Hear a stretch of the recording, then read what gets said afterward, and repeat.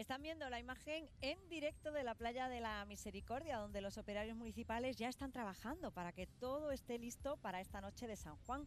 A las 12 de la noche comenzará la quema del JUA, en el que este año estará representado lo peor de las nuevas tecnologías con aspecto de película de ciencia ficción para simular ciberrobots piratas como representación de la ciberdelincuencia, los bulos y las identidades falsas.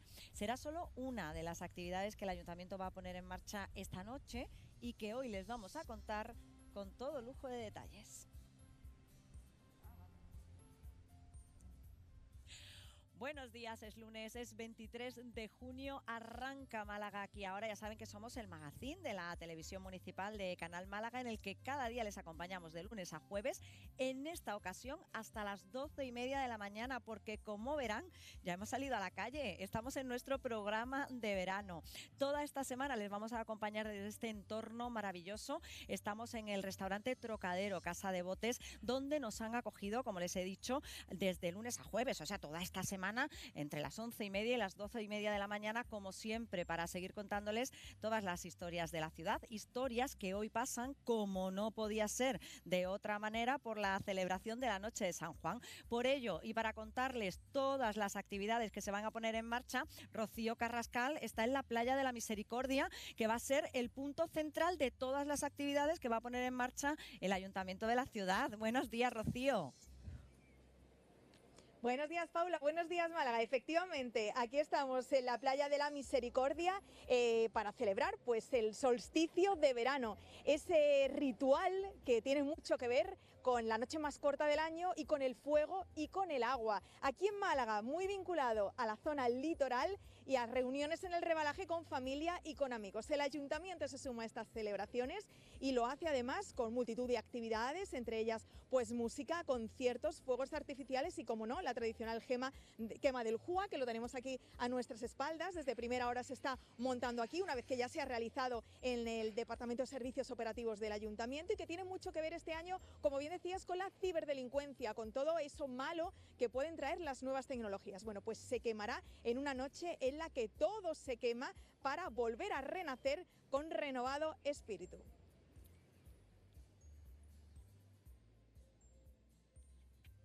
Bueno, pues en un ratito volvemos con nuestra compañera Rocío Carrascal para que nos cuente todos los detalles sobre todas las actividades que se van a poner en marcha durante toda esta noche de San Juan. Fíjense, una noche de San Juan en la que va a haber temperaturas estupendas. No vamos a bajar de los 23 grados esta noche ahora. Tenemos unos 30 grados aquí en Trocadero, en el restaurante Trocadero Casa de Botes. Estamos fenomenal y, como les decía, son noches tropicales que llevamos viviendo durante los últimos días. Buena temperatura de la que disfrutan pues todos los visitantes que llegan a la ciudad, entre ellos también los cruceristas. Fíjense que durante todo el mes de junio se espera que lleguen en torno a 20 cruceros aquí a la capital, y también en julio. Hoy vamos a hacer balance de los cruceristas con el presidente de la Autoridad Portuaria, con Carlos Rubio, al que le vamos a preguntar, que seguro que saca pecho por la buena nota, ojo, que nos dan los cruceristas que llegan a Málaga, nada más y nada menos que un 9,06 sobre 10. Pues en unos minutos vamos a hablar con Carlos Rubio, con el presidente de la Autoridad Portuaria, porque lo tenemos ya aquí sentado con nosotros. Pero antes vamos a hacer parada. Saben que estamos pendientes de todos los puntos en directo que tenemos ahora mismo en la ciudad, y entre ellos hay una rueda de prensa en el rectorado de la Universidad de Málaga, porque allí, fíjense, el alcalde de la ciudad, Francisco de la Torre, y el rector Teodomiro López Navarrete están dando todos los detalles sobre la creación de una nueva cátedra de altos estudios europeos e internacionales. Quiero mostrar mi satisfacción por estar presente en este acto que escenifica el nacimiento de un proyecto académico de indudable interés y de gran potencial en cuanto a su alcance futuro. A diferencia de otros proyectos de origen externo que se ven atraídos hacia nuestro territorio, como se ha señalado, este tiene un origen completamente endógeno como fruto de la colaboración público-privada autóctona, con ese protagonismo que se ha destacado de la persona del alcalde. Si bien a nadie se le escapa que la acreditada y dilatada experiencia internacional de su impulsora, integrante del claustro docente de la Universidad de Málaga, ha sido un factor decisivo para la plasmación de esta iniciativa. Una iniciativa que viene a cubrir un hueco latente dentro del nutrido mapa de conocimiento y del extenso catálogo formativo ofertados por la UMA, como es la necesidad de una cobertura específica e integral del entramado institucional europeo e internacional desde la perspectiva de las ciencias jurídico-sociales, aunque lo ha mencionado la profesora Salinas, existen ya antecedentes de titulación. Bueno, pues Fundación Unicaja, que también va a formar parte de la creación de esa cátedra de estudios europeos e internacionales. Y fíjense que también estamos muy pendientes en estos últimos días de la información internacional después del ataque de Estados Unidos a Irán y pendiente de las consecuencias que eso pueda tener. En un minuto le vamos a preguntar al presidente de la autoridad portuaria por qué Irán podría cerrar uno de los estrechos, el estrecho de Hormuz, en el que fíjense por el que pasa el 20% del crudo mundial. ¿Tendrá afectación para Málaga y para el puerto de Málaga? En un minuto le haremos esta pregunta al presidente de la autoridad portuaria. Pero fíjense que ya en clave local hoy tenemos que hablar, desgraciadamente, de un nuevo caso de violencia de género. La semana pasada fue asesinada una mujer en Fuengirola. Presuntamente fue su pareja, que luego se suicidó.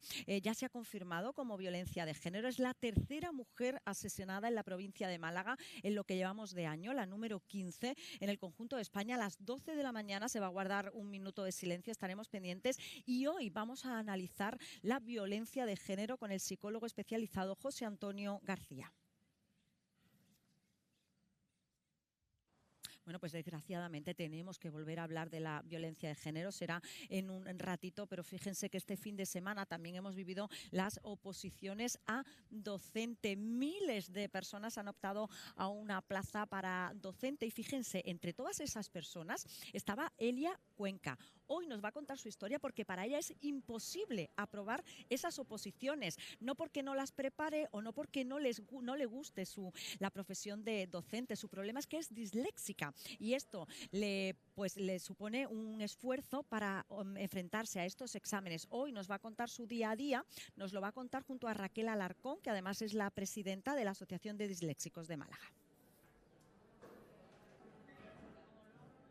Bueno, pues asuntos que les vamos a contar como siempre hasta las 12:30. Bueno, como siempre no, en especial hasta las 12:30, porque como siempre sería hasta la 1:15 y que completamos a esta hora, ya lo están viendo en esta imagen en directo maravillosa del entorno en el que estamos. Lo completamos, como les digo, con la previsión del tiempo. Ahora mismo tenemos cielos completamente despejados aquí en el puerto de Málaga. Saben que estamos en directo en Restaurante Trocadero, Casa de Botes. Tenemos cielos completamente despejados, temperaturas sin cambios, altitas, hoy subiendo. Vamos a tener una mínima de 23 grados y una máxima de 31. Vientos que soplan flojos o moderados, variables en el litoral occidental y del este o sureste en el resto, soplando ocasionalmente fuertes en el interior. Y completamos la información del tiempo con el tráfico. Ya les cuento que hemos llamado al Centro Municipal de Control de Tráfico y nos dicen que hay niveles altos de tráfico en la avenida Blas Infante y en el resto tráfico normal.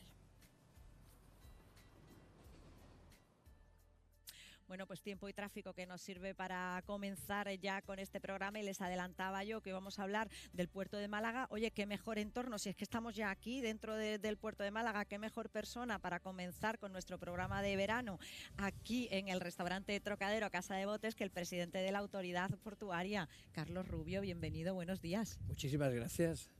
Decía yo, oye, este entorno es maravilloso, ¿eh? ¿Quién pudiera estar aquí todos los días? Este entorno, la verdad que es precioso. Este entorno está en el centro de la ciudad, pero al mismo tiempo abierto al mar. Por fin, Málaga abierta al mar. Y es verdad que tenemos el privilegio de tener unos espectáculos y unos paisajes únicos. Un espacio que además ha sido recuperado para la ciudadanía, porque hasta hace poco pues estaba esa casa de botes, antigua casa de botes, y que no se disfrutaba, ¿no? Y que no podíamos disfrutar todos los malagueños, con lo cual lo hemos ganado también en los últimos años para todos los malagueños. Bueno, de hecho, este edificio tan bonito en el que estamos, que hoy día es el restaurante Trocadero, estaba previsto echarlo abajo. Es decir, en su momento, cuando se hizo la planificación del Plan Especial del Puerto, con todos los desarrollos portuarios ciudadanos, este edificio se iba a echar abajo. Es verdad que en un momento, tras un proceso de reflexión, vimos que era un edificio muy emblemático de la ciudad, era un edificio con muchísima historia, y lo que decidimos fue sacarlo a concurso para bueno, pues para que una cadena de hostelería de cierto prestigio pues se hiciera cargo de él, de la restauración. Bueno, el trabajo ha sido magnífico, la verdad que Trocadero ha hecho muy buen trabajo con la restauración, con la decoración, y hoy día yo creo que se ha convertido en uno de los sitios más emblemáticos del puerto y de la ciudad. Bueno, pues enhorabuena por la decisión, presidente, porque la verdad es que mantener este espacio ha sido una muy buena decisión para que lo podamos disfrutar todos los malagueños. Yo quería preguntar, porque me he acordado, no era la primera pregunta, le iba a preguntar por los cruceristas, porque tenemos ahí una notaza, diría yo, que nos han dado los cruceristas, pero me he acordado de la farola. Presidente, yo no sé si hay alguna novedad. Al final, ¿dónde nos quedamos en este asunto? Bueno, la farola en este momento sigue esperando al informe de cultura. Tenemos un proyecto ya finalizado para lo que es la completa restauración y la conversión de lo que eran las antiguas viviendas de fareros en un espacio expositivo. Y este proyecto fue remitido al Ministerio de Cultura. No olvidemos que la farola fue declarada BIC hace ahora un par de años, no, en el año 2022, hace ya más tiempo. Fue declarado BIC y por lo tanto el Ministerio de Cultura tiene que dar el visto bueno. Lamentablemente va muy despacio, entonces es un expediente que lleva ya meses allí y estamos esperando. En cuanto venga ese informe, esperemos que favorable, pues nos pondremos con esa restauración completa y ya anticipo que vamos a tener un espacio expositivo muy interesante relacionado con la vida marítima y con la vida del puerto. De momento no se sabe cuándo, claro, a la espera, presidente, no nos han dicho fecha. No sabemos, depende del Ministerio. Bueno, pues esperando al Ministerio. Decía yo que le íbamos a preguntar por los cruceristas, porque hace muy pocos días presentaron un estudio que han hecho con la Universidad de Málaga, en la que, como yo comentaba, pues habían hablado con los cruceristas para que nos dieran nota. Y en general, presidente, si no me equivoco, 9,06 era la nota que nos daban. Exactamente, una muy buena nota. Me imagino que sacando pecho, ¿no? Hombre, sin duda. Porque además este es un estudio que estamos haciendo, bueno, que realmente hace la Universidad de Málaga, lógicamente con la colaboración del puerto, desde hace ya bastantes años, ¿no? Con lo cual ya permite sacar conclusiones ya a lo largo de la serie histórica ya muy estables y muy consolidadas.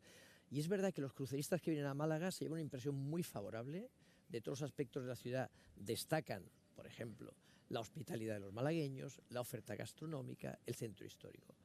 Las únicas notas menos buenas, el tráfico. Un poquito de congestión en algunos segmentos, pero en general la nota es muy buena. ¿Y eso se puede hacer algo respecto al tráfico, por ejemplo, que es lo que pues de alguna manera valoran con una nota menos alta? Porque es un 7, me parece. Sí, tampoco es que sea eso. Exacto, si que no es un suspenso. Claro, si nos comparamos con otras ciudades, incluso ahí sacamos buena nota. Tampoco consideran que el tráfico sea un problema grave o que la congestión de determinados días de centro sea un problema grave. No lo consideran así. Pero bueno, yo creo que sí se pueden hacer cosas y se están haciendo cosas. El ayuntamiento, de hecho, pues con algunas medidas de restricción del tráfico en toda la zona central, pues va avanzando en esa línea. Y por otro lado, yo creo que cada vez más la gestión inteligente de los flujos turísticos nos van a permitir descongestionar. Yo quiero aclarar que, aunque es verdad que nosotros recibimos muchos cruceristas, yo creo que este año estaremos cerca de 550.000 o 560.000 cruceristas, hemos comprobado, porque lo hemos estudiado, que realmente la llegada de cruceros grandes no coincide nunca con días de congestión del centro. Pensemos que nuestras etapas altas, nuestras temporadas altas son primavera y otoño, es decir, fuera de la temporada alta de lo que es el turismo de la ciudad. Entonces, raramente la congestión del centro tiene que ver con los turistas de crucero. Hablaba en torno a 500.000 cruceristas que vamos a recibir este año y para el año que viene, presidente, porque yo sé que las previsiones se hacen a largo plazo, no se hacen de un día para otro. Yo no sé si para el año que viene tienen previsto subir, mantener esa cifra. Bueno, lo cierto es que es verdad que se hacen con mucha previsión porque claro, las compañías funcionan con 1 o 2 años de anticipación. Si una compañía está pensando en hacer escala el año que viene en Málaga, nos pide ya la reserva para garantizarse que tienen reserva de atraque, no va a ser que lleguen aquí y no tengan sitio, ¿no? Entonces, podemos estimar más o menos lo que espera. El año que viene creo que va a ser un buen año, creo que vamos a crecer algo con respecto a este. No una cantidad enorme, porque es verdad que llevamos estabilizados entre 500 y 600.000 pasajeros desde hace ya bastantes años. Ni crecemos mucho ni bajamos. Y yo creo que es una cifra con la que estamos confortables y estamos bien. O sea que para el año que viene, 2026, tampoco habrá una subida muy fuerte. ¿Se No, yo incorpora creo que alguna tenemos naviera? un pequeño crecimiento, pero pequeño, relativamente pequeño. Respecto a los contenedores, el tráfico de contenedores, que tan buenas noticias nos da en los últimos años. Eso sí que ha crecido, eso sí que ha crecido. De hecho, estamos este año en un 85% de crecimiento a día de hoy, que es una barbaridad, es una barbaridad. Después de haber registrado el año pasado crecimientos del 400%, es decir, hemos sido durante casi 2 años o 3 años seguidos el puerto de todo el sistema portuario español que más ha crecido en tráfico de mercancías, y es precisamente por los contenedores. Entonces, bueno, este año seguimos teniendo muy buen comportamiento de contenedores. Las previsiones son seguir estos próximos años en esta línea, incluso creciendo algo, pues lo cual es una magnífica noticia, porque esto genera muchísimo empleo y muchísimo trabajo en Málaga, y eso está muy bien. Hablamos mucho del aeropuerto y de la necesidad de comenzar ya a planificar la ampliación del aeropuerto de Málaga, viendo las cifras de llegada de pasajeros. En el caso del puerto, viendo el crecimiento, por ejemplo, en contenedores, de momento cruceristas, mantenemos la cifra, pero bueno, entiendo que también con ganas de ampliarlo. ¿Hay intención, hay posibilidad? ¿Se puede ampliar el puerto de Málaga? ¿Qué posibilidades tenemos en ese sentido? Bueno, vamos a ver, el puerto de Málaga tiene una característica que aporta un lado positivo, pero también un lado negativo. Estamos rodeados completamente por la ciudad. La ciudad rodea el puerto en todos sus extremos, y por lo tanto eso hace que no podamos crecer más. No somos como otras ciudades, otros puertos que han podido extenderse a lo largo de la costa. Nosotros no. No tenemos más posibilidad de crecer por la ciudad, no tenemos más posibilidad de crecer mar adentro, porque ya las profundidades son elevadas, los impactos medioambientales seguramente nos los impedirían, con lo cual nuestro crecimiento solamente puede ser dentro de lo que tenemos. Y es verdad que con el tráfico que tenemos, con la vitalidad económica que tiene Málaga, tenemos una escasez de superficie, y para combatir esta escasez tenemos 2 estrategias. La primera, pues terminar de construir las infraestructuras que todavía podemos hacer, que básicamente es aquí al lado, en la antigua pescadería, hacer un nuevo muelle, prolongar el muelle de contenedores y crear una superficie en torno a 60-70.000 metros cuadrados nuevos, y ahí realmente ya casi habremos terminado las obras fuertes de infraestructura y de creación de muelles. La segunda estrategia, llevar parte de la actividad fuera del puerto, es decir, crear puertos secos fuera del recinto portuario. En ese sentido tenemos también 2 líneas. Una es el puerto seco Antequera, que yo creo que va a ser un gran hub logístico en el centro de Andalucía y que para nosotros va a ser un gran apoyo. Y por otro lado, en la zona de los Prados, y de ahí tenemos con el Ayuntamiento una permuta pendiente para poder ocupar un espacio logístico, pues ahí también queremos crear una extensión del puerto tierra adentro para desahogar un poco nuestra actividad. Claro, y poder seguir creciendo. Efectivamente, si no estaríamos muy limitados. Dentro de todo este crecimiento y dentro de estos proyectos, presidente, ¿qué papel juega la electrificación, el proyecto de electrificación del puerto? Bueno, es un papel clave porque, en primer lugar, por propia conciencia medioambiental, y en segundo lugar porque la normativa nos lo impone, de aquí al 2030 tenemos que tener ya mucha infraestructura ejecutada. Entonces nosotros, nuestra intención es seguir avanzando en la sustitución de nuestros medios por medios totalmente eléctricos. Estoy hablando de, por ejemplo, los vehículos del puerto, todo el consumo eléctrico del puerto, por energía renovable. Vamos avanzando en la descarbonización. Pero el gran proyecto que tenemos pendiente y sobre el que estamos trabajando ya es la electrificación de los muelles. Pensemos que cuando esté totalmente terminada, cuando venga un crucero, lo que hará será enchufarse a tierra y apagar todos sus motores. Con lo cual, imaginamos que el impacto va a ser importante en cuanto a reducción. ¿En qué fase estamos ahora de este proceso? Bueno, pues en primer lugar, en traer la electricidad al centro de Málaga. Es que no hay electricidad, no hay potencia eléctrica en el centro de Málaga, hay que traerla. Hemos tenido que llegar a un acuerdo con Endesa y con una inversión muy importante, ir a buscar la electricidad y traerla. En este momento se está ejecutando esa fase. La segunda fase sería la construcción de una subestación eléctrica que permita transformar esa corriente de alta tensión en una corriente que se distribuya a los muelles. Y la tercera fase sería ya la electrificación propiamente de los muelles, donde habría pequeñas subestaciones, digamos, auxiliares, perimetrales, que permitirían ya dar esa energía directa entre los buques. ¿Y esto para cuándo, presidente? ¿Tenemos unos tiempos pues marcados? Exactamente, tenemos que correr, estamos ya en esa primera fase, se está ejecutando en este momento. La segunda seguramente será a final de este año, principios del año que viene, que es la subestación, y la tercera antes del 2030, en cualquier caso. En el 2030 tiene que estar esto terminado. Proyectos cercanos que tengamos por ahí. Presidente, hablábamos mucho del hotel, que ya no le pregunto, porque lo tenemos ahí un poco en el limbo. Sí, sí, No sé si habrá alguna novedad. Tenemos el proyecto de oficinas, que parece que se retrasa también un poquito. Pude leer el otro día en prensa una noticia relacionada con este. Sí que tenemos la Marina de San Andrés, que parece que sigue avanzando. No sé si hay algún avance, algún adelanto en alguno de estos tenemos proyectos. muchos proyectos ahí, como bien dices, muchos proyectos danzando, ¿no? Por orden de salida, digamos, bueno, pues el primero sería la Marina de San Andrés, en efecto, que está ya simplemente pendiente. Ya yo creo que en el pleno del ayuntamiento de este jueves se va a aprobar el estudio de detalle que permite ya otorgar las licencias, con lo cual, pues en el plazo de pocos meses ya podemos pensar que la obra estará comenzando. Luego tenemos también muy avanzado un proyecto de un nuevo puente sobre el Guadalmedina que nos permita conectar las dos partes del puerto, porque ahora mismo solamente tenemos uno y eso provoca un cierto cuello de botella en los tráficos de una parte y otra del muelle. Ese ya está a punto de adjudicarse y por lo tanto también la obra va a empezar ya. El otro te lo he mencionado, el nuevo muelle 8, la gran explanada que permitirá crearse en la antigua pescadería. Ese proyecto lo tenemos terminado, lo tenemos pendiente de enviar a Puertos del Estado en Madrid para la autorización. Es una obra muy importante, es una obra con una inversión cercana a los 40 millones de euros y por lo tanto tenemos que tener una autorización de Consejo de Ministros, que en principio hay que tramitarla, no debe tener ningún problema, pero bueno, va a demorar unos 5 o 6 meses el proceso. El muelle de Heredia, también, si es que tenemos una cartera de proyectos enorme, el muelle de Heredia. Bueno, como sabes, el proyecto del muelle de Heredia es construir todo un centro de oficinas de lujo, va a ser nuestro World Trade Center malagueño, ¿no?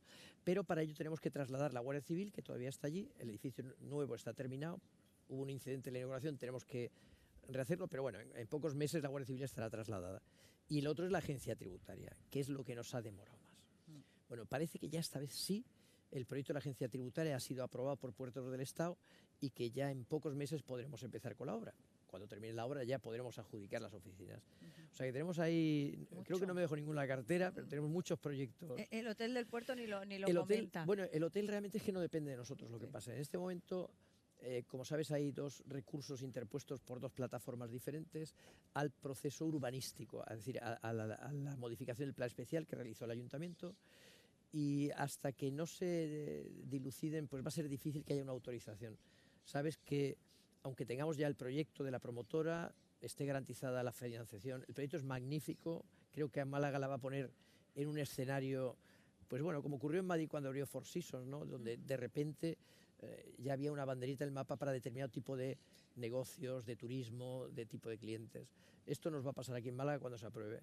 Pero hoy por hoy, pues las circunstancias no creo que permitan que se apruebe en un corto plazo, pero bueno, ahí está el proyecto, ya seguiremos tramitándolo hasta... ¿Le gustó el proyecto cuando lo vio?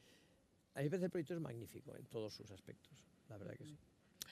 Pues Carlos Rubio, presidente de la Autoridad Portuaria, es un placer, como siempre, tenerle aquí y escucharle. Cuando una persona habla de algo que le gusta, yo siempre lo digo, de algo que le gusta y conoce, es un lujo escucharle. Gracias. Muchísimas gracias por habernos acompañado esta mañana. A vosotros. Mil gracias.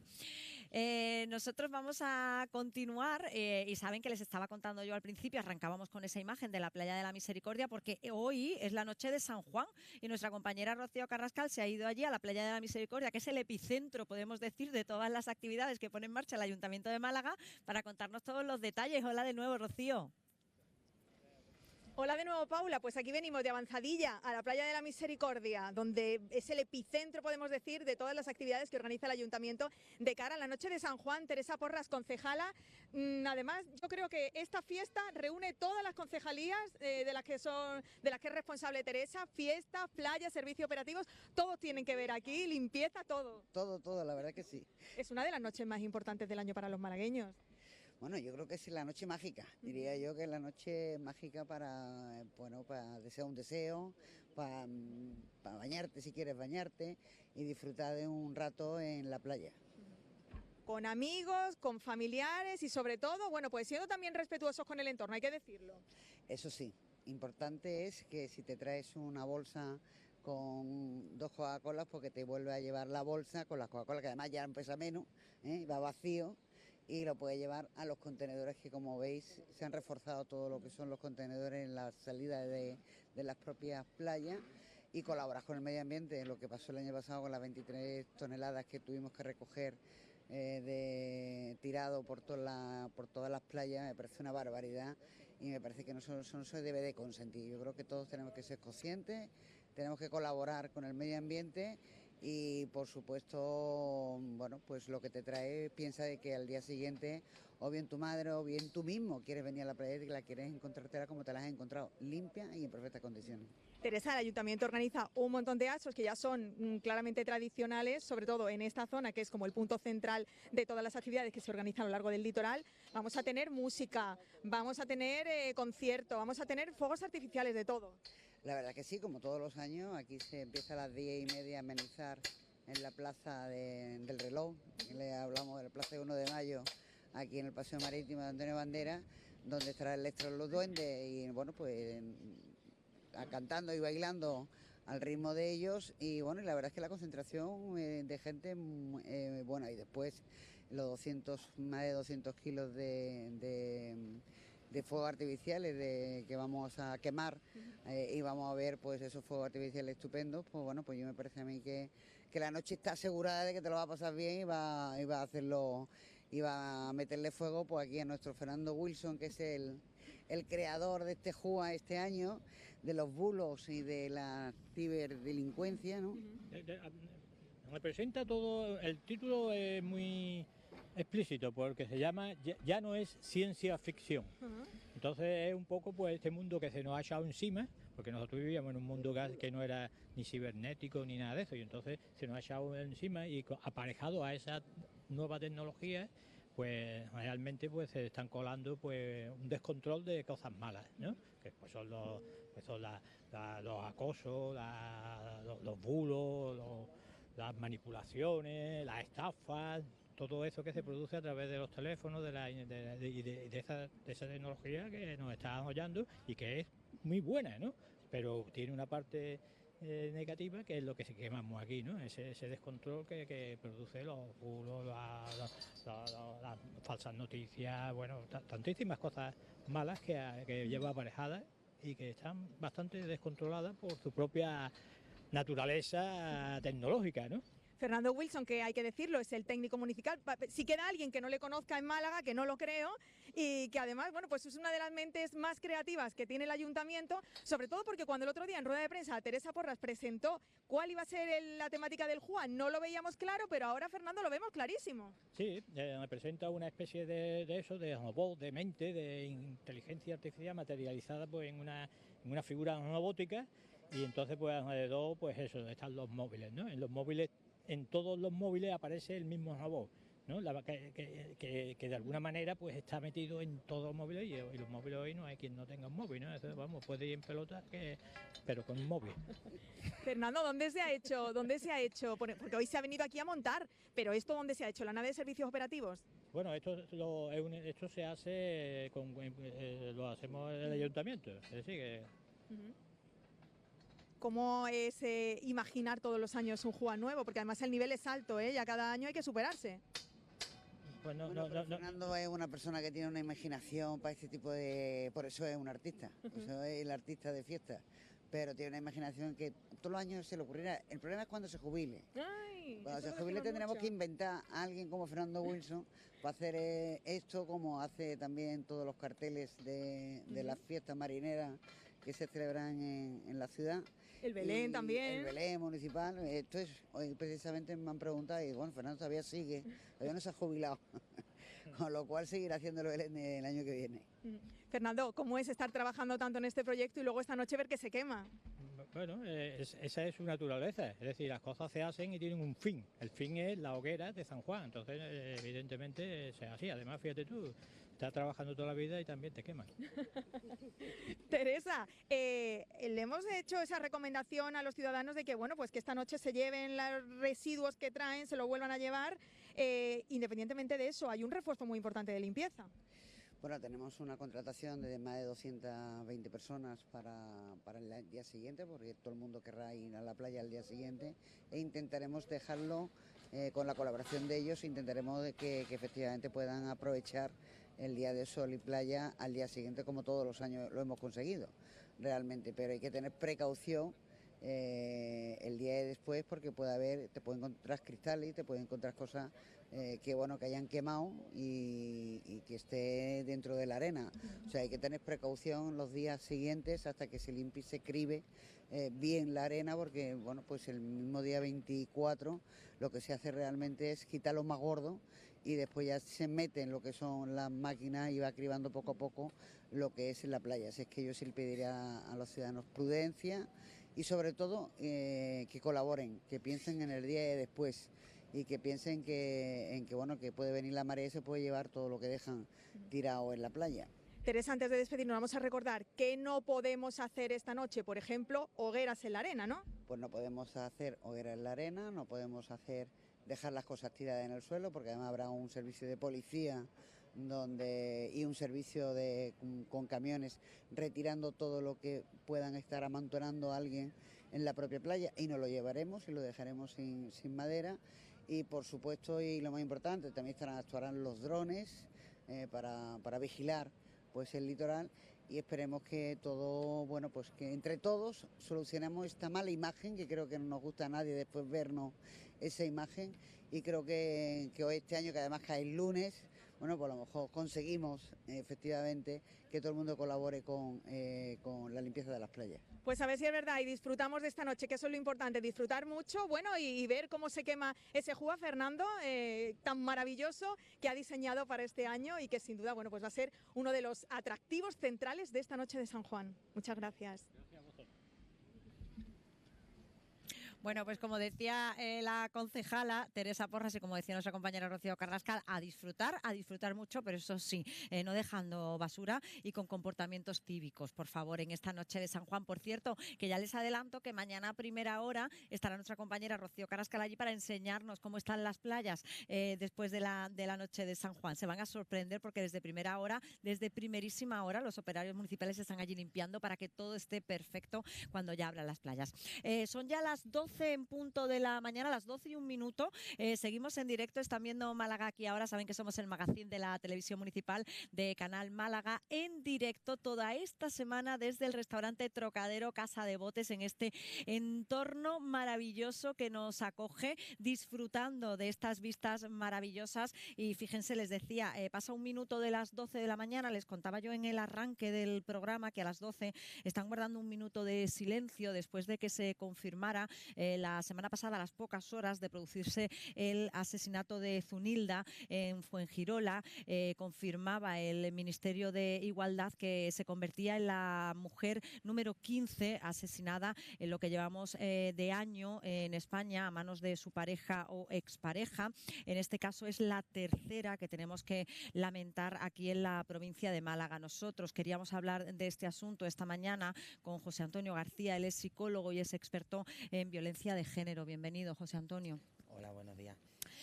Hablábamos hace poco, porque esta temporada estuvimos hablando contigo, hablábamos de lo que podemos hacer para luchar contra la violencia de género, hablábamos sobre cómo nos sigue sorprendiendo que asesinen a mujeres, y de nuevo tenemos que lamentar la muerte de una mujer a manos, en este caso, de su pareja, que luego, presuntamente de su pareja, que luego se suicidaba. José Antonio. Tristemente son las noticias con las que nos levantamos, que como siempre digo son la cima del iceberg, porque la violencia termina en el asesinato o en el suicidio ampliado por parte de la expareja, pero que debajo es donde está la labor de prevención, de tenemos que pararla no cuando ya se han cometido estos hechos, sino mucho antes, cuando una mujer decide romper el silencio, cuando decide pedir ayuda, o incluso cuando estamos viendo en las primeras relaciones de pareja adolescente algunos indicios, o como yo dice, las red flag, que ya nos tienen que hacer sonar la voz de alarma y poder actuar para no tener que llegar a estas noticias tan terribles. Hablaremos en un minuto de los jóvenes. Sé que te preocupa, además, porque las nuevas tecnologías han abierto una forma de control que a lo mejor es desconocida todavía, o que los jóvenes no identifican, ¿no? Como ese control sobre su persona, y ahora hablaremos, pero sí que recordando de nuevo en esta labor que yo creo que tenemos que hacer, José Antonio, de educación, de información para todas las mujeres que se puedan encontrar en una situación parecida. Explicar otra vez cómo es el proceso de la violencia de género. Me decías tú, que además me gustaba mucho la última vez que estabas en el programa, me decías, Paula, a nadie le dan a conocer coges a una persona y te da un bofetón, porque nadie aguantaría eso. Dice, es la técnica de la olla, cuando metemos la rana en la olla y poquito a poco vamos subiendo la temperatura. Esa es la técnica que usa la persona, el hombre que ejerce violencia de género sobre la mujer. Efectivamente, la violencia es como una escalera y se van dando pasitos poquito a poco. No se empieza por la violencia física, porque cualquier persona, ante cualquier acto de violencia, diría, ahí te quedas, me voy de aquí. Sino que esto va yendo poquito a poco, las conductas de control, de aislamiento, el chantaje emocional, que van anulando a la mujer. O sea, la mujer no llega a esa... ¿Cómo no ha denunciado? Bueno, es que estaba ya anulada completamente y ve que no tiene ninguna salida, porque desde el principio lleva pico y pala, con ese maltrato emocional, tú no vales nada, tú sin mí no eres nadie, ¿qué vas a hacer sin mí? ¿Dónde vas a ir? ¿Qué van a hacer de nuestros niños, nuestras niñas? O sea, que ese goteo va funcionando y eso hay que entenderlo. Por eso cuando las mujeres rompen el silencio es tan importante que todos estemos ahí, porque ya que han dado el paso no podemos dejarlas solas, porque sabemos que dan marcha atrás, quitan la denuncia, vuelven con el maltratador, que eso forma también parte de la violencia. Mira, la violencia, y ahora en verano especialmente creo que es importante que hablemos de esto, tiene como 3 fases, ¿no? Al principio todo es maravilloso, después empieza a acumularse tensión, empieza a acumularse hasta que explota. Después explota, hay una fase de arrepentimiento, te regalo un ramo de rosa, te pido perdón y otra vez volvemos a la luna de miel. ¿Por qué ahora en verano es tan importante? Porque ahora en verano, en el periodo estival, tenemos más tiempo en casa. Tenemos más de convivencia, claro, en el día a día. Vacaciones, nos alejamos del trabajo, que muchas veces es un factor de protección. Los compañeros y compañeras que nos dan vida, nos dan alegría, pues nos alejamos.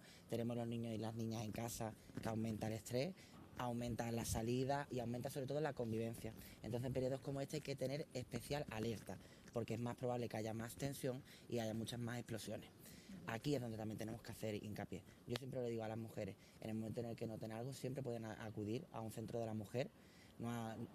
Nunca se ven reconocidas. Yo es que no soy de ese tipo de víctimas. Bueno, no, pero hay algo que no cuadra. Algo que no cuadra, algo que no está yendo bien. Normalmente es de autoestima, de no me siento completa, no me siento segura. Pues a partir de ahí podemos trabajar. Pero en el momento en el que notan algo raro, sí pueden pedir ayuda y sí podemos empezar a trabajar y, como yo digo, quitar la venda de los ojos. Sobre todo, José Antonio, buscar ayuda, ¿no? Sí. En el momento en el que se vea cualquier síntoma de violencia, cualquier sensación de no estar a gusto, de no estar bien, buscar ayuda. Y ofrecer ayuda, porque también no podemos darle la responsabilidad solo a las mujeres, que como hemos dicho en ese proceso de violencia, es que están anuladas completamente. Por eso el entorno social es súper importante. Sí.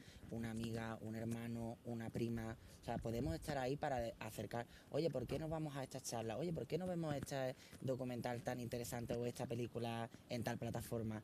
¿Vale? Y de alguna manera ir, como yo digo, pinchando, ¿vale? Para que cuando ella ya decida abrir y contar y hacer esa revelación, ya podamos cogerla y llevarla a un servicio especializado.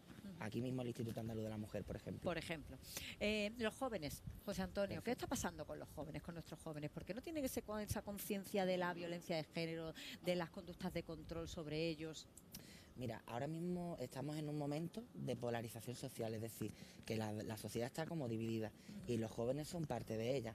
¿Qué pasa? Que hemos puesto mucho el foco en ellos, entonces estamos detectando esos discursos de 1 de cada 5 jóvenes negacionistas de la violencia de género, pero si se lo llevamos a los adultos también sería así, ¿vale? Que no significa que los jóvenes no tengan unas características particulares, como por ejemplo tú me has dicho antes, las nuevas tecnologías, las relaciones en mi edad o un poquito más adelante, los mecanismos de control que tiene, es que no tenemos las competencias digitales para llevarlo a cabo.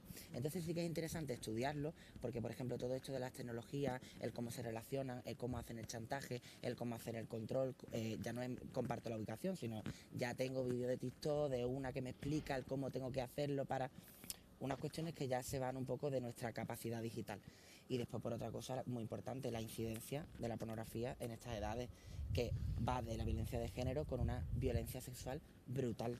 O sea, estamos encontrando casos cada vez más tempranos de niñas que están siendo agredidas sexualmente. Tremendo. Dentro y fuera de la pareja. Es tremendo. ¿Qué podemos hacer con nuestros jóvenes, José Antonio? Aquí yo siempre le digo, lo primero, no demonizar. Tenemos que acercarnos a ellos no desde la regañina, sino desde el, oye, vamos a construir algo juntos, chicas y chicos, porque hemos caído un poco en la falsa idea de que solo tenemos que trabajar con ellas para que se defiendan, y esto no es así, esto es de construir relaciones sanas, de hablar del amor, de hablar de relaciones sexuales, claro, de cómo nos relacionamos, de qué nos frustra, de qué nos gusta, hablar de la educación sexual en positivo y hablar de la educación en valores, que muchas veces es lo que hemos perdido. Vamos a los centros educativos para decirle a las niñas lo pobrecitas que son y los niños lo malos que son, pero no le hablamos de lo que realmente les interesa, sus preocupaciones, las rupturas que han tenido, lo que quieren, las dudas que tienen.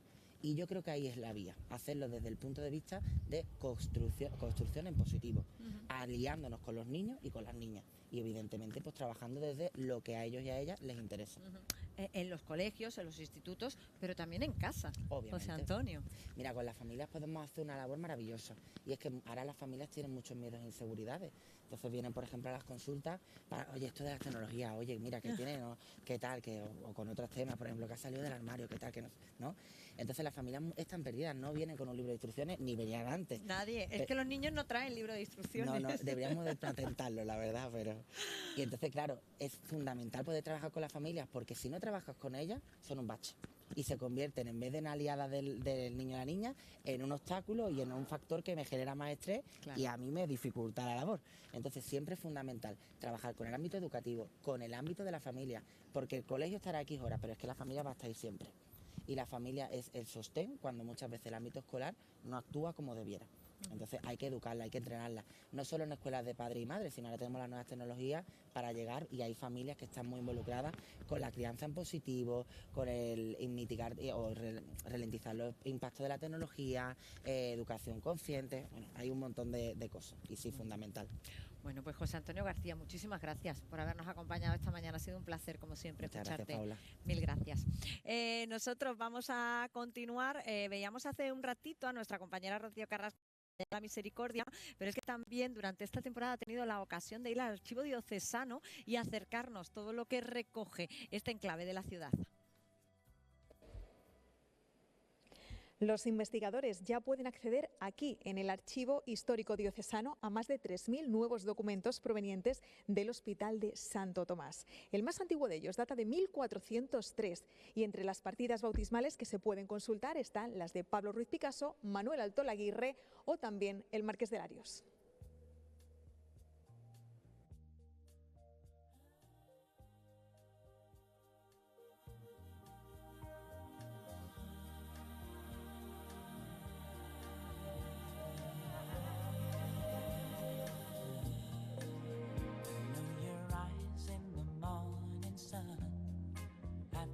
El Archivo Histórico Diocesano siempre ha estado abierto a la investigación. El tema es que desde el 2020 el Obispado hizo un esfuerzo por dotar a este archivo de, bueno, pues de todo el mobiliario y las condiciones de seguridad y eso necesarias. Y por otro lado también algo que era muy necesario, que era una sala de consulta para los investigadores. Entonces, de 2020 hasta hoy, por un lado se ha estado dotando al archivo de todos esos elementos necesarios para su conservación y para la investigación, y por otro lado se han incorporado nuevos documentos, nuevos archivos. Entonces, entre ellos el archivo del Hospital de Santo Tomás, ¿no? Y claro, en este archivo histórico, aunque la diócesis de Málaga es posapostólica, es decir, de los primeros siglos de la misma iglesia, no tenemos documentación hasta la toma de Málaga, y a partir de la toma de Málaga se empieza, por los Reyes Católicos, se empieza a generar toda esa información que, a pesar de la destrucción que ha sufrido y eso, conservamos una gran información sobre la vida, la historia de toda la diócesis de Málaga. De hecho, hay muchos investigadores que vienen buscando en las fuentes, pero sus temas no pueden estar relacionados, pero no son estrictamente temas religiosos de investigación. Que lo que ocurre, claro, fundamentalmente el archivo son libros sacramentales, y en esos libros sacramentales hay asientos de bautismo, de confirmación, de defunciones, de matrimonio, de no solo Málaga, sino toda la diócesis de Málaga y Melilla.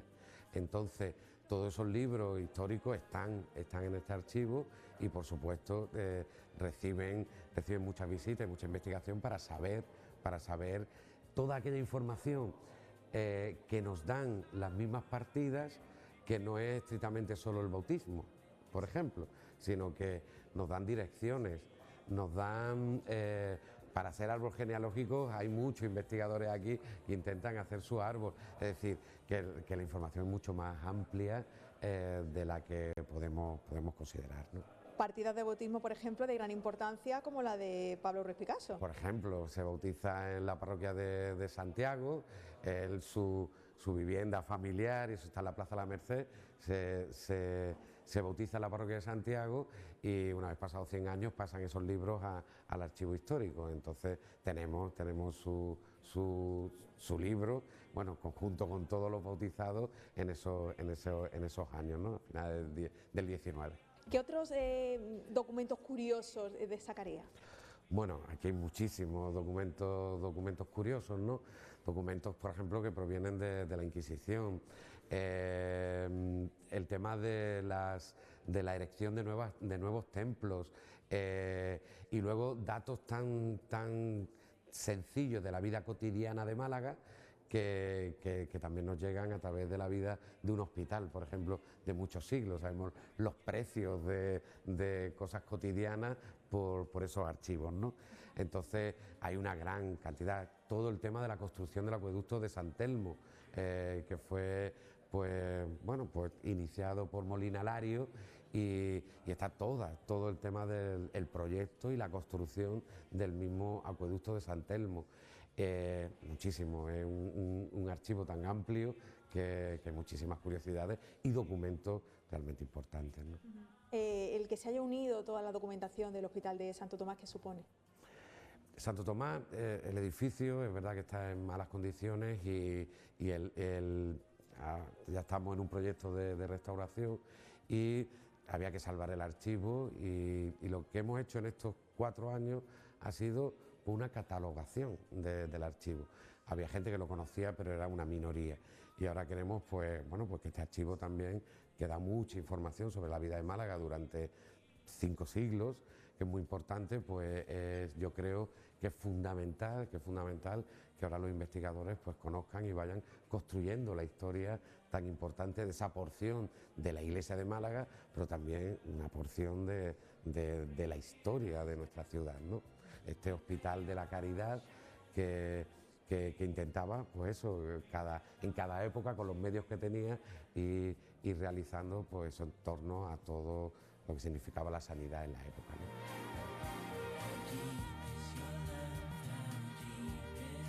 Bueno, pues muchísimas gracias a nuestra compañera Rocío Carrascal por acercarnos en este caso al archivo diocesano. Nosotros seguimos adelantando, seguimos contándoles historias. Les adelantaba yo al principio que este fin de semana, el sábado, fueron las oposiciones a docentes. Miles de personas se presentaron a unos exámenes que para algunas personas son imposibles, y así se lo digo, imposibles. Es el caso de Elia Cuenca, que ha tenido a bien venir hoy aquí con nosotros para contarnos su historia. Ella es disléxica, ella sueña con ser docente y sin embargo sabe que difícilmente va a poder aprobar las oposiciones como las del sábado. Elia, bienvenida, buenas tardes. Muchas gracias y gracias por acogernos.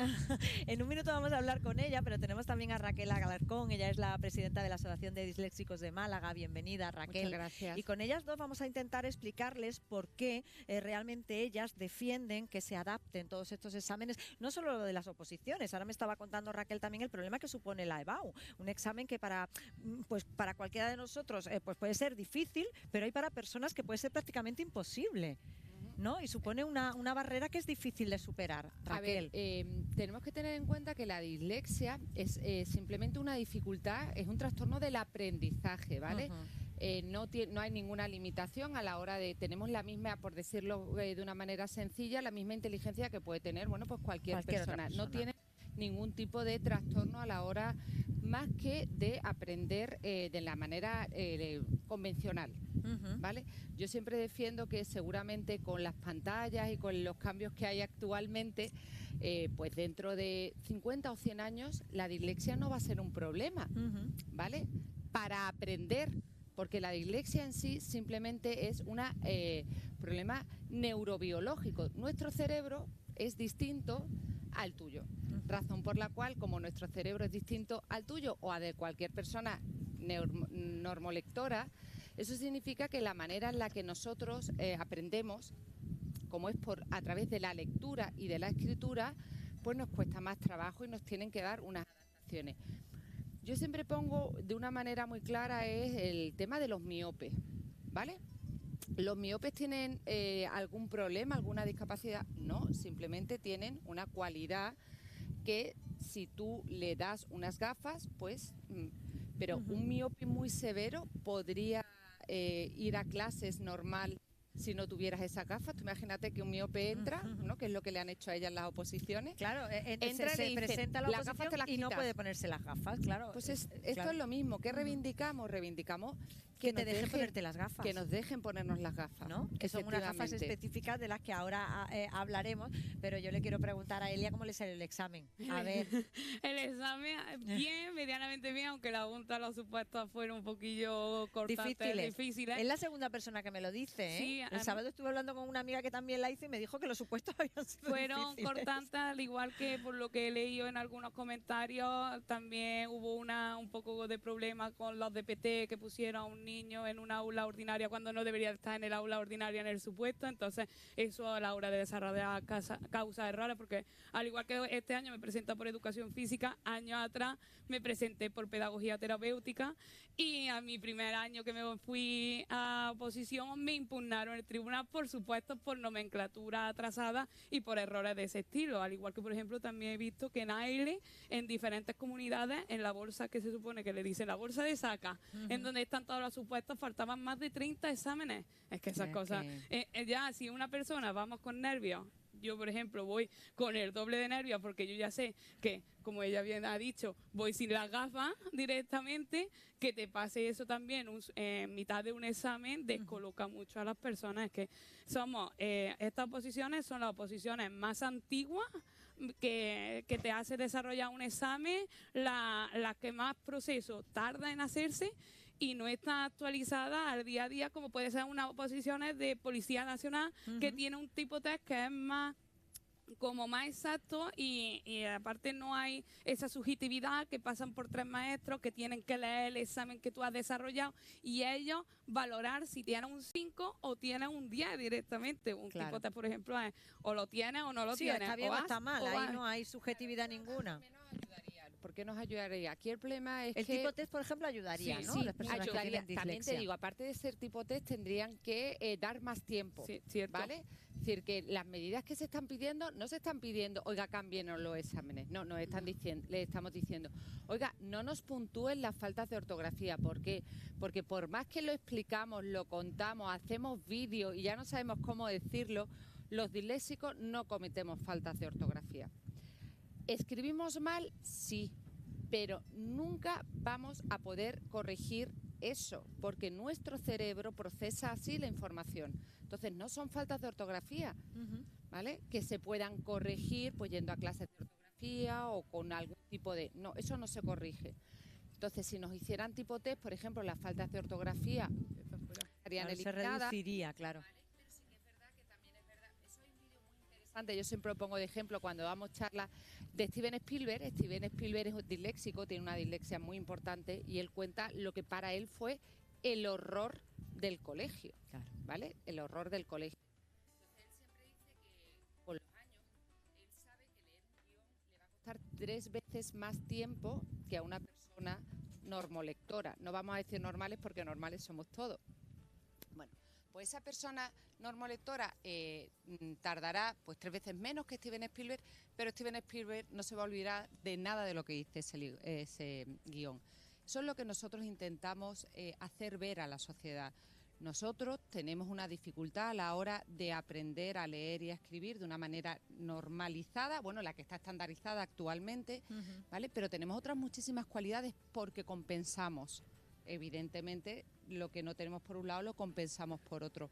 Lo que estamos diciendo es, oiga, si usted no hace un tipo test y le da más tiempo, porque evidentemente tardamos más en leer, estamos examinándonos en la igualdad de condiciones.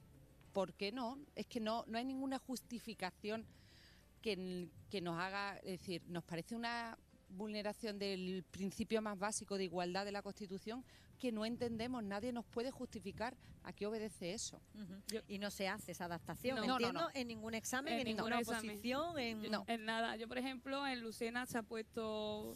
yo, por ejemplo, soy de Lucena, aunque nací aquí en Málaga, en la Clínica Galvez. Yo he sido malagueña, aunque me llevaron para Córdoba. Pero allí en Lucena yo abrí la veda de la dislexia, allí no se conocía nada. Yo porque quise estudiar, mis padres, gracias a ellos, que yo se lo agradezco con toda mi alma, que me ha quitado muchos papeleos, me han apoyado, me han levantado cada vez que venía del instituto llorando, de decir que ya no puedo más, que quiero terminar. Y mis padres me han apoyado y me han dicho, ¿tú querías estudiar? Pues oye, estudia. Y gracias a ellos y a toda la burocracia que hemos tenido, a mí, por ejemplo, yo para pedir adaptaciones o cosas, pues siempre tenemos que pasar por el lado de la minusvalía y de la administración de la Junta. ¿Qué pasa? Yo, por ejemplo, a raíz de ahí, para que me diagnosticara, pues me miraron un neurólogo. Yo de chica, pues en el parto, por traguemicomio, me dio microinfarto en la zona del lenguaje. Entonces, lo mío, por ejemplo, es funcionar. Ha llegado a ser funcionar porque al final el cerebro lo tengo en esa parte un quiste, que esos microinfartos a lo mejor una persona que es adulta hubiese muerto, un bebé tiene el poder de regenerarse. Pues claro, a mí lo máximo que me han podido dar ha sido un 19%. ¿Por qué? Porque al final las casillas que tiene, obvio, no nos pueden meter a un disléxico porque no hay casilla en donde marcar. O sea, entre otras cosas porque es que nosotros defendemos que los disléxicos no es una discapacidad. Claro. ¿Vale? Es que no lo es. Es decir, tú puedes tener una dislexia y una discapacidad. Tú puedes tener una dislexia y ser rubio, puedes tener una dislexia y ser lo que sea.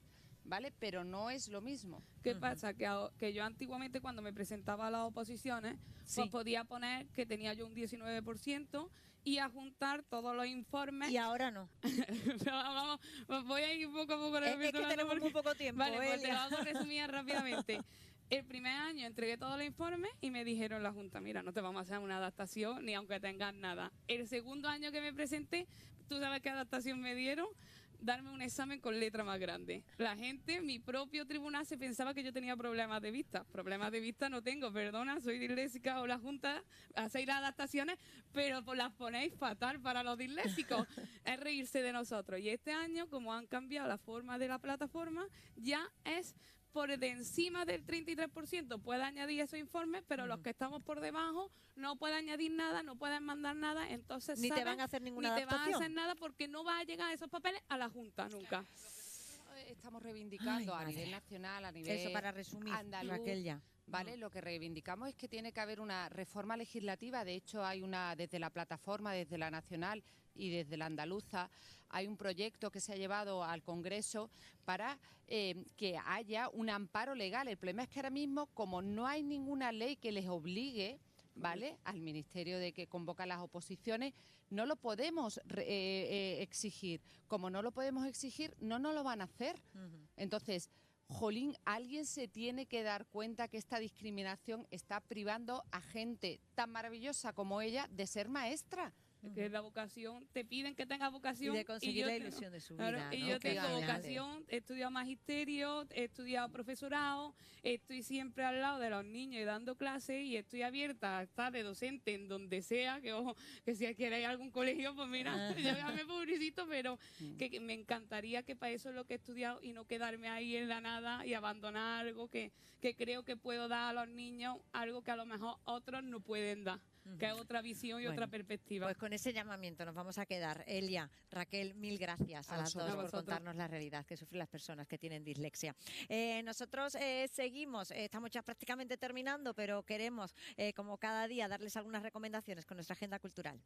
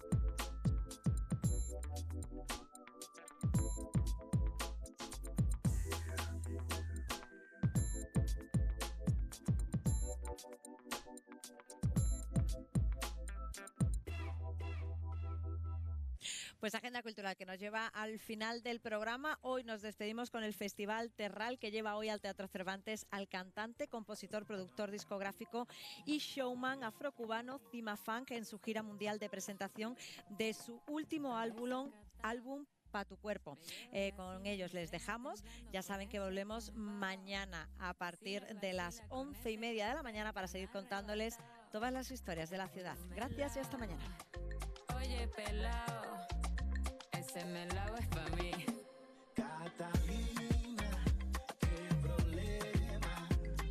Me tienes el sueño quitado, pero vale la pena. Pura agüita de panela. De día me cura las 6, por la noche me da candela. Tú tienes una talla perfecta, linda, suelta. Desde temprano necesito eso. Desde tempranito tu beso. Tú tienes